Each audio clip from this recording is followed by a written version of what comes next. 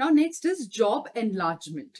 So job enlargement refers to the expansion of the number of different tasks performed by an employee in a single job.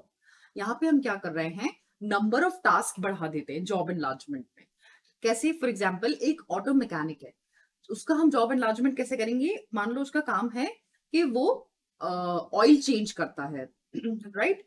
और उसका उसका expansion करना है job को, तो हम क्या करेंगे? वो ऑयल चेंजिंग तो करेगा ही करेगा, उसके साथ में greasing and changing transmission fluid, ये वाला भी काम उसके जॉब में हम ऐड कर देते. तो यहाँ पे क्या हो रहा है, हम उसके नंबर ऑफ टास्क बढ़ा रहे हैं. पहले वो जो एक काम करता था, अब उसमें हमने 2 काम और ऐड कर दिए.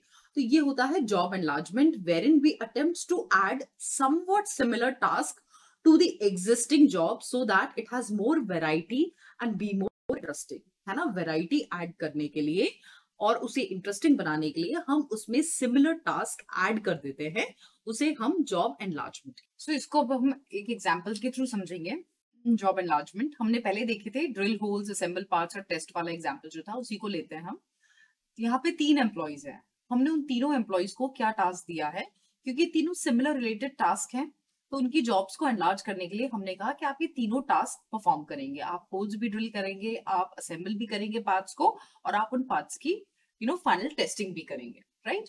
तो ये क्या हो गया, सिमिलर टास्क को हमने अरेंज करके इस तरीके से बनाया कि ये सारे टास्क एक एम्प्लॉय परफॉर्म करेगा. ऐसे करके 3 एम्प्लॉयज को हमने ये सेम काम दिया. तो यहाँ पे क्या हो गया, वैरायटी मिली, क्योंकि पहले जो एम्प्लॉय सिर्फ होल्स ड्रिल कर रहा था, तो अब वो क्या 3 काम एक साथ करेगा. तो वो बिजी भी रहेगा, ऑक्यूपाइड भी रहेगा, और उसे लगेगा कि हाँ भाई उसने at the end of the day कुछ सब्सटैंशियल काम किया है, क्योंकि वो उन तीनों एक्टिविटीज के लिए वही रिस्पॉन्सिबल है, राइट?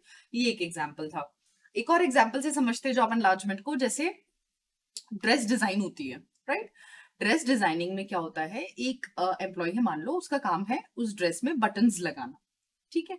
बटन्स लगाने के साथ साथ हमने क्या किया, हमने उसको कहा कि इसमें कांच भी लगेंगे, है ना? जो कांच की डिजाइनिंग रहती है, उसमें हमने उसको बोला कि बटन्स तो आप लगाओगे ही लगाओगे, साथ में इसमें जहां जहां कांच लगना है आप कांच भी लगाओगे, राइट? तो यहाँ पे क्या हो गया, हमने एक और टास्क उसकी जॉब में ऐड कर दिया. तो जॉब एनलार्जमेंट क्या है, adding of similar task to this existing job. तो पहले वो जो एम्प्लॉय एक काम करता था, अब वो 2 काम करने लग गया, है ना? तो इसमें क्या हुआ, वैरायटी भी आई, कि एक ही काम करने से अच्छा वो 2 काम करने लग गया, तो वैरायटी भी ऐड हो गई जॉब में.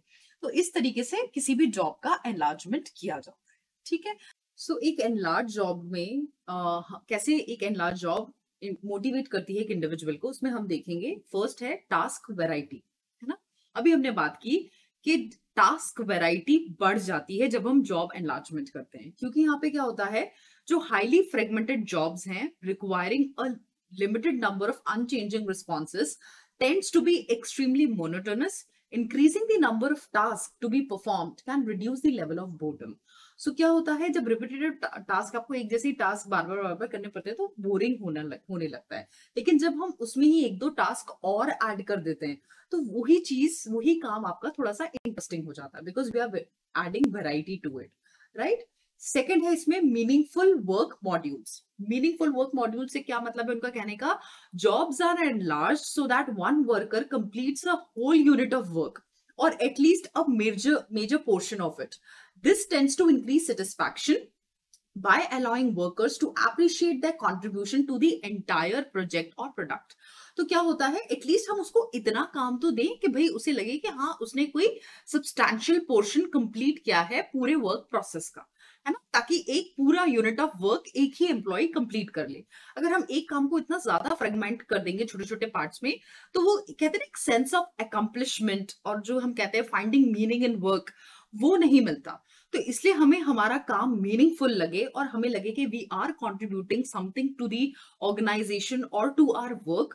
उसके लिए जरूरी है कि हम जॉब्स को एनलार्ज करें, और एनलार्जमेंट इस तरीके से करें, इस तरीके से हम टास्क उसमें इंक्लूड करें कि एक मेजर पोर्शन या एक पूरा होल यूनिट ऑफ वर्क एक ही एम्प्लॉय कंप्लीट करे. तो इससे वर्कर को भी एक सेटिस्फैक्शन आता है दैट यस, हाँ भाई मैंने अपने काम को कंप्लीट किया, राइट? ये था सेकेंड पॉइंट. थर्ड आएगा ability utilisation. Workers derive great satisfaction from jobs that utilise their physical and mental skills and abilities better, right? And large jobs tends to fulfill this condition. However, management must be careful not to enlarge jobs too much, because jobs that require more skills and ability than the worker possess leads to frustration and present obstacles to task accomplishment.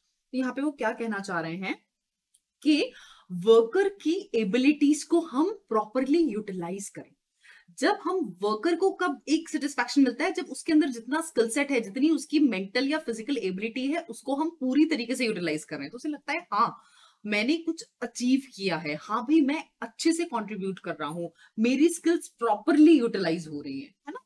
तो ये चीज बहुत जरूरी है कि हम ability utilisation एक employ का बहुत अच्छे से करें। लेकिन इसमें हमें ये भी ध्यान रखने की जरूरत है कि हम जॉब्स को इतना ज्यादा एनलार्ज ना कर दें कि जो स्किल्स और एबिलिटी एक वर्कर पोजेस करता है उससे ज्यादा उसको स्किल्स और एबिलिटी की रिक्वायरमेंट आ जाए। तो उसमें क्या होगा, फिर उसको फ्रस्ट्रेशन आने लगेगा कि मैं क्या क्या काम करूं, ये भी करूं वो भी करूं, इस काम को करने के लिए मुझे अब ये सीखना पड़ेगा। तो इट लीड्स, और साथ ही साथ में क्या होगा, फ्रस्ट्रेशन के चलते वो ऑब्स्टिकल बन जाता है आपके टास्क को कंप्लीट करने के लिए, क्योंकि फिर आप वो टास्क को उतना एफिशिएंटली कंप्लीट और टाइमली कंप्लीट नहीं कर पाते हो जो कि आप पहले कर पाते। तो जॉब एनलार्जमेंट भी एक लिमिटेड ही होना चाहिए कि आप नंबर ऑफ टास्क जो ऐड करो उसका भी एक प्रॉपर लिमिट डिफाइंड होना चाहिए। ऐसा नहीं कि आप बहुत सारे टास्क उसमें इन्वॉल्व कर दो, तो क्या होता है वर्कर के अंदर फ्रस्ट्रेशन आने लगती है।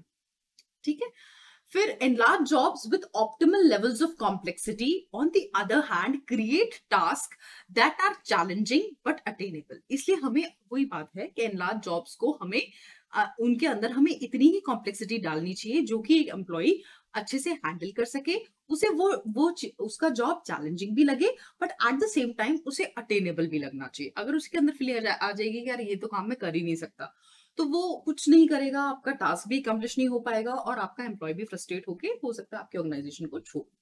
तो इस चीज का हमें ध्यान रखने की जरूरत है। This is ability utilisation. Now next point is worker paced control. ये वर्कर पेस्ड कंट्रोल क्या है, यहाँ पे जो एक एम्प्लॉय है हम उसे आजादी देते हैं कि वो अपने काम को टाइम कर सके, है ना, वो अपने काम के रिदम को, पेस को खुद से डिसाइड करे कि कब उसको क्या काम करना है। बस हमारा एंड आउटकम जो है वो हमें इस टाइम तक अचीव होके मिल जाना चाहिए। वो एंड आउटकम वो अचीव करने के लिए कैसे अपनी एक्टिविटीज और टास्क को अरेंज और लाइन अप करेगा और किस रिदम और किस पेस के साथ करेगा, वो फ्रीडम हम वर्कर को दे देते हैं। That is worker paced control. तो ये कंट्रोल हमने उसके हाथों में दे दिया। ठीक है, एक बार टेक्निकली इसको रीड कर लेते हैं। Job enlargement schemes often move a worker from a machine-paced production line to a job in which the worker paces himself or herself.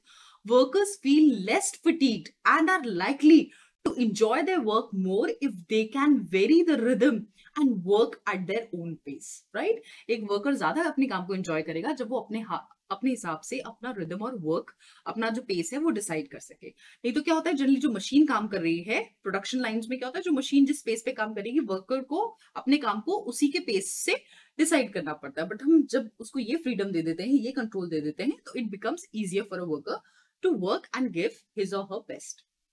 Next point है परफॉर्मेंस फीडबैक। परफॉर्मेंस फीडबैक क्या है? Workers performing narrow jobs with short performance cycles repeat the same set of motions endlessly without a meaningful end point, and as a result it is difficult to count the number of completed performance cycles. Even if they are counted, the feedback tends to be meaningless. Enlarged jobs allow for more meaningful feedback and can be particularly motivating if they are linked to evaluation and organizational reports. So यहाँ पे वो क्या कह रहे हैं कि performance feedback देना बहुत जरूरी है। जो हमने जॉब्स एनलार्ज की हैं, जिसमें हमने और एक्टिविटीज को इंक्लूड किया है, उसमें हम उनको एक मीनिंगफुल फीडबैक दें जो उनके काम आए, जिसे वो अप्लाई करके अपने ओवरऑल परफॉर्मेंस को इम्प्रूव कर सके, अपने स्किल सेट को इम्प्रूव कर सके। सो इससे क्या होगा, और इस चीज को हमें किससे लिंकअप करना चाहिए? उनके ऑर्गेनाइजेशनल रिवॉर्ड्स, उनके इवैल्यूएशन से, उनके परफॉर्मेंस अप्रेजल से। सो यहाँ पे उनको क्या लगेगा, उन्हें मोटिवेशन आएगी टू परफॉर्म बेटर, ताकि वो पर्सनली भी ग्रो करें और उसके साथ साथ में ऑर्गेनाइजेशन भी ग्रो करे। एंड जब उसको रिवॉर्ड और अवार्ड मिलेगा उसके बदले में, तो वो उसके लिए एक मोटिवेटिंग फैक्टर की तरह काम करे, right? So performance feedback is also one of the point. ठीक है, तो ये तो थे सारे बेनिफिट्स ऑफ जॉब एनलार्जमेंट। अब क्या है, कुछ डिसएडवांटेजेस भी होते हैं जॉब एनलार्जमेंट के। पहला क्या है, training cost tend to increase, है ना। कैसे, workers may require additional training for the new and enlarged activities. कई बार होता है जो हमने एक्टिविटीज एड अप करी हैं उसके लिए वर्कर को ट्रेनिंग की जरूरत हो, तो उससे क्या होता है, हमारा ट्रेनिंग कॉस्ट बढ़ जाता है।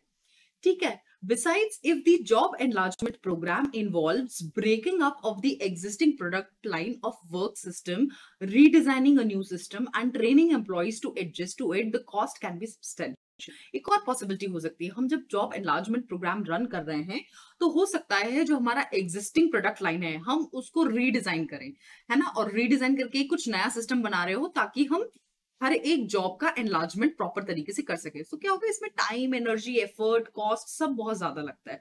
साथ ही साथ में हमने जो जो जॉब्स एम्प्लॉय की एनलार्ज करी हैं उसमें उनको ट्रेनिंग देना और थोड़ा सा समय देना उनको कि वो एडजस्ट होके अपनी फुल कैपेसिटी पे फंक्शन कर सके।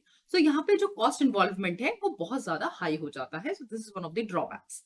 Moreover, productivity may fall during the introduction of a new system. Obviously, जब आपने नया नया सिस्टम इंट्रोड्यूस किया है तो हो सकता है एम्प्लॉय को उस सिस्टम को समझ के अपना 100% परफॉर्मेंस देने में थोड़ा सा समय लगे। तो इनिशियली उसकी प्रोडक्टिविटी लेवल्स उतने हाई नहीं होंगे, धीरे धीरे करके वो इंक्रीज होंगे, तो आपको उतने टाइम पीरियड के लिए एडजस्ट करना पड़ता है। ये एक इसका ड्रॉबैक है। एक और ड्रॉबैक क्या है कि जो यूनियंस रहती हैं वो they often argue for increased pay because of the increased workload. वो क्या आर्ग्यू करती हैं कि भाई आपने हमारा काम, हमारा वर्कलोड बढ़ाया है तो हमारी सैलरी भी बढ़ाओ, क्योंकि क्या कर रहे हैं हम एनलार्जमेंट में, नंबर ऑफ टास्क बढ़ा रहे हैं ना। जो एम्प्लॉय पहले 2 काम करता था वो अब 5 काम करेगा, जो पहले 5 काम करता था अब वो 8 काम करेगा। तो कई यूनियंस ये कहती हैं कि आपने हमारा वर्कलोड इंक्रीज किया है तो आप हमारी पे भी बढ़ाओ। तो ये भी एक चैलेंज ऑर्गेनाइजेशंस के सामने आता है। Finally, even after enlargement, many jobs may still be routine and boring. Enlargement करने के बाद भी कई बार ऐसा होता है कुछ jobs तो भी बोरिंग और बहुत ज्यादा रूटीन रहती हैं, जिसकी वजह से जो साइंटिस्ट के बारे में अपन बात कर रहे थे, फेडरिक हर्ट्जबर्ग, उन्होंने कहा है कि job enlargement is simply adding 0 to 0, meaning that one set of boring task which is 1 0 is simply added to another set of boring task which is the another 0. सो इसलिए कई बार ऐसा होता है, ये करने के बाद भी कुछ कुछ जॉब्स बोरिंग ही रह जाती है। बट स्टिल ये जॉब एनलार्जमेंट टेक्निक जो है कुछ कुछ ऑर्गेनाइजेशंस में और कुछ कुछ जॉब प्रोफाइल्स में बहुत अच्छे रिजल्ट्स भी देती है।